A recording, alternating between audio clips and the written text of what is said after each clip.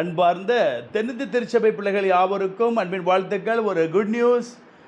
சென்னை பேராயராக, மெட்ராஸ் டயசிஸ் பேராயராக reverend Paul Francis அவர்கள் தேர்வு செய்யப்பட்டிருக்கிறார்கள். இவர்தான் வருவார்கள் என்று நாம் எதிர்பார்த்தோம். அவரை குறித்து நான் விசாரிக்கும் பொழுது நிச்சயமாக அவரும் அவருடைய மனைவியும் ரெவரண்டாக இருந்தார்கள். நல்ல ஊழியம் செய்கிறவர்கள். இந்த 4 பேரில் அவர் ஒரு தகுதியானவர். கர்த்தர் நல்ல ஒரு ஆயரை கொண்டு வந்து விட்டார். ஆகவே நாம் ஆண்டவருக்கு நாம் நன்றி செலுத்துவோம். கர்த்தர் சித்தமில்லாமல் ஒன்றுமே நடைபெறாது. நாளைய தினம் 3 மணிக்கு அவருடைய கான்சக்ரேஷன் பதவி ஏற்கும் விழாவை கர்த்தர் நடத்தி வைக்கப் போகிறார்.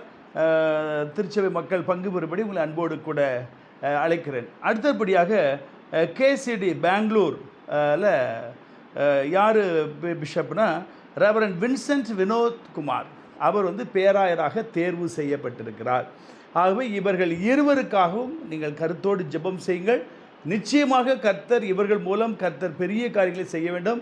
ஆத்ம பாரத்தை அவர்கள் மீது கர்த்தர் வைக்கும்படியாய், அவர்கள் நிமித்தம் அத்தனை குருவானவர்களுக்கும் ஆத்ம பாரம் உண்டாகும்படியாய், உபதேசியர்களுக்கு ஆத்ம பாரம், திருச்சபை பிள்ளைகளுக்கு ஆத்ம பாரம் வரவும், திருமண்டலம் வளர்ந்து பெறுவதற்கு அவர்கள் அயராது பாடுபட, பரிசுத்த ஆவியானவர்களுக்கு உன்னதத்திலிருந்து ஒரு பலனையும் சத்துவத்தையும் அருளி செய்யும்படியாக நாம் கருத்தோடு ஜெபம் செய்வோம். விசேஷமாக கேசிடி கர்நாடகா சென்ட்ரல் டயசிஸ் மக்கள், நீங்கள் உங்கள் ரெவரண்ட் வின்சென்ட் வினோத்குமார் அவர்கள் இன்று முதல் ரைட் ரெவரண்ட் வின்சென்ட் வினோத்குமாராக அவர்கள் பதவியேற்கிறார்கள். அதே போல் சென்னையில் உள்ள பால் பிரான்சிஸ் ஐயா அவர்களுக்காக நீங்கள் கருத்தோடு ஜெபம் செய்க. எல்லாரும் ஒற்றுமையோடு செயல்படுவோம்.